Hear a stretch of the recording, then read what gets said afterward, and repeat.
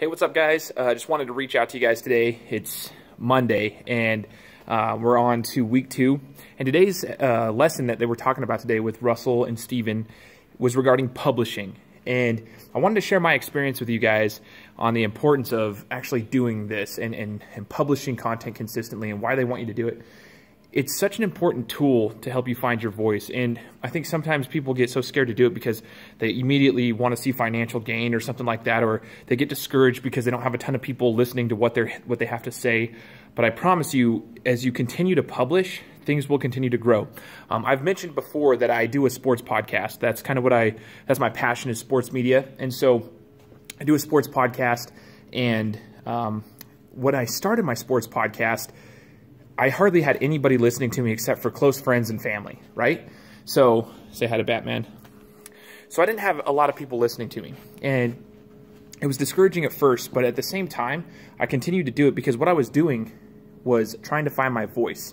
I was trying to find my voice and just learn the different things, what people wanted to hear, how I needed to approach it. And I'm still continuing to learn that. But over the last 2 years, my viewership, my listeners, my following has grown substantially. All organic growth too. I haven't done any type of paid advertising for my podcast up to this point. So it's all been organic growth, and it's just been a matter of consistently putting out content. And this is what I always tell people like yourselves, like last time when I was helping out people with the One Funnel Away Challenge back in October, and we learned about publishing the same lesson, I kind of shared with them the importance of consistency, because I started to see it, even though it took over a year of consistently publishing content. And that means every week, every Friday, I publish a new episode for my podcast, every single Friday. Doesn't matter. And I've been consistent with that for 2 years now.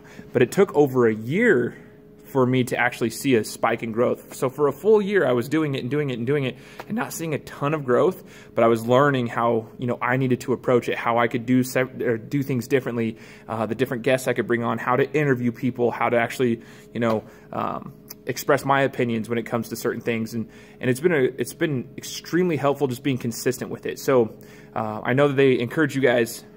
We want you guys to publish, whether it be blog posts, whether it be podcasts. Get out there and do it. Stop dabbling just little bits and pieces. Get out there and do it. You'll realize that, you might have a fear of speaking in front of people, or you have a fear of just people thinking that it's dumb.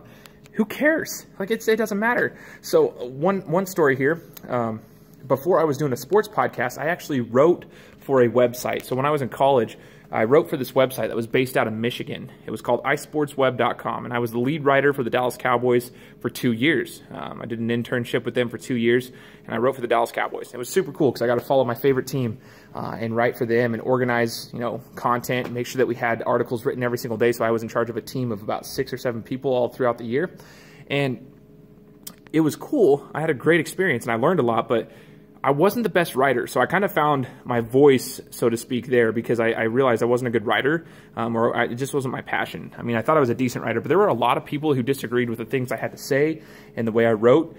So I had a lot of people that were, quote unquote haters, but you just keep going and you learn from it. And so then I took my passion and put it into audio, because I have a little bit more confidence on the audio side of things, and I don't mind speaking in front of people. So I did it with audio, and I started to see some growth there. And while I still have people that, you have the naysayers all the time, you just stop caring after a while. If you consistently push out content, you're doing it for you and you're providing value for other people. Some people aren't going to like it and some people will, and you just have to keep going forward with it. So I promise you guys, if you guys listen to Steven, listen to Russell, and consistently produce content and publish, you're going to find your voice. You're going to find a way to tell your story. You're going to find new ways to tell your story, and you're going to find you're going to find how amazing it is for your voices to be heard, whether it be through writing or through podcasts. I wanted to touch base on how I do my podcast. I know Steven talked about it a little bit today. But for me, I use Libsyn as my podcast hosting platform.